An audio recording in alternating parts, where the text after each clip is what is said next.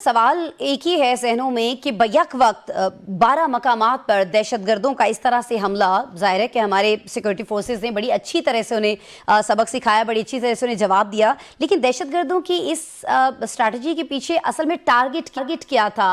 वो अचीव क्या करना चाहते थे? खौफ व हरास फैलाना चाहते थे, कोई मैसेज देना चाहते थे हमें, हमारे अवाम को, हमारे सिक्योरिटी के इदारों को? करना क्या चाह रहे थे सर ये लोग?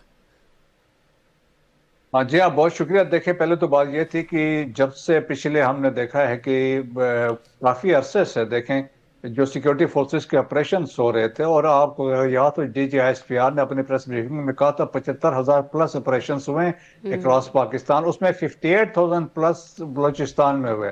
सो बलोचिस्तान में बहुत कामयाबियों के साथ ये ऑपरेशन हो रहे थे, इंटेलिजेंस बेस्ड ऑपरेशन, और बहुत सारे, और देखें कि जिस स्केल में ये मारे जा रहे थे वो फिनोमिनल था। और फिर इससे रा ने रियलाइज किया, इंडिया ने रियलाइज किया, जो हमारे प्रॉक्सीज हैं, फितना और हिंदुस्तान है, उसके ग्रिप लूज हो रही है और वो सेटबैक्स हो रही, तो देयरफॉर ये कंसीव किया गया, इसको प्लान किया गया जिस तरह जाफर एक्सप्रेस का प्लानिंग हुई थी। सो इसके लिए भी कंप्रिहेंसिव प्लानिंग की गई, कोऑर्डिनेशन की। सो देयरफॉर आपने देखा होगा सिंक्रोनाइज किस्म के अटैक थे, 12 शहरों में साइमल्टेनियसली आए। तो उसका मतलब अचीव क्या करना चाह रहे थे? वन थिंग अपनी वो बताना चाह रहा था कि हमारी प्रेजेंस है, हमारी स्ट्रेंथ है, हम ये कर सकते हैं। सेकंड, वो फियर, एक पैनिक और chaos एंड कंफ्यूजन क्रिएट करना चाह रहे थे। इवन देखें जब वो सॉफ्ट टारगेट की तरफ गए हैं, जहाँ पे 31 जो ख्वातीन हैं, बलोच बच्चे हैं, फैमिलीज को बिल्कुल। टारगेट किया, खवातीन और बच्चे थे, उससे भी इम्पैक्ट, क्योंकि हैंडलर्स ने उनको यह कहा था कि आप इस तरह टारगेट्स पे जाएं, तो उन्होंने ये नहीं देखा कि ये बलोच है क्या, उन्होंने कहा मारो।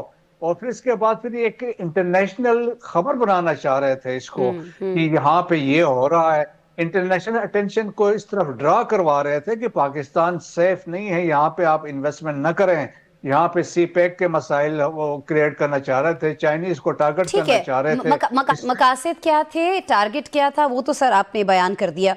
अब इसका हल क्या है? कुछ उस तरफ आ जाते हैं, बहुत सारे लोग ये मानते हैं कि इसका हल जो है वो सिर्फ और सिर्फ ताकत का इस्तेमाल है, लेकिन बहुत सारे लोग ये कहते हैं कि ये जो दहशतगर्द तंजीमें हैं, इनमें हमारे जो मासूम बहुत सारे बच्चे थे, स्टूडेंट्स थे खास तौर पर, वो ट्रैप होकर चले गए हैं। तो इनको वापस कौमी धारे में शामिल करने के लिए कहीं ना कहीं हमारे पास गुंजाइश हमें ये रखनी चाहिए कि इन लोगों से मुज़ाकरात करें। सर, आपका तज्जिया क्या कहता है, क्या होना चाहिए, किस चीज़ के बेहतरीन रिजल्ट्स आएंगे? क्योंकि ऑपरेशन तो हम लोग कर ही रहे हैं साथ साथ। बड़े सिंपल सी बात है, जो सरेंडर करके वापस आना चाहते हैं, मेन स्ट्रीम में जाना चाहते हैं, तो उनके लिए तो वेलकम है। अच्छा। हमारे सामने बड़ी मिसालें हैं। गुलजार इमाम शाम्बे बहुत बड़ा लीडर, BNA का लीडर था, वो वापस आया। सरफराज बंगलजई को हमने देखा, वो वापस आ गया। अब मोर रिसेंटली नूर मोहम्मद चाकरानी जो था, वो आके उसने सरेंडर किया कि, और आके अपने साथियों के साथ वेपन्स उन्होंने जमा करा दिए हैं। तो वो तो एकोमोडेट होंगे। ये जो दहशत गर्द हैं, जो अपने आप बलोच भी नहीं हैं, जिनका बुनियादी मकसद दे आर हायर्ड मर्सनरीज, और बेसिकली उनको राह इस्तेमाल कर रही है अपने मजबूम मकासद के लिए। कोई नजरिया नहीं है, कोई वो बलोचिस्तान की मोहब्बत में कोई बात नहीं है। बिल्कुल। दैट्स वाई देखें, field marshal Asim Munir rightly said कि 1500 लोग जो हैं, ये क्या बलूचिस्तान को टेक ओवर कर सकते हैं? उनकी क्या कैपेबिलिटी है? कहीं बैठ के किसी जगह को उन्होंने काबू या कैप्चर किया? नो। और फिर देखें जो हमारा रिस्पांस किया है, मैं तो कहता हूं दैट वाज ए ब्लिट्जक्रीग रिस्पांस। और जिस तरीके से हम उनके पीछे गए हैं, 177 अभी तक मारे गए हैं, और still this counting is on. और एक कुछ जिंदा भी पकड़े गए हैं, वेपन्स एमिनेशन भी रिकवर हुए हैं।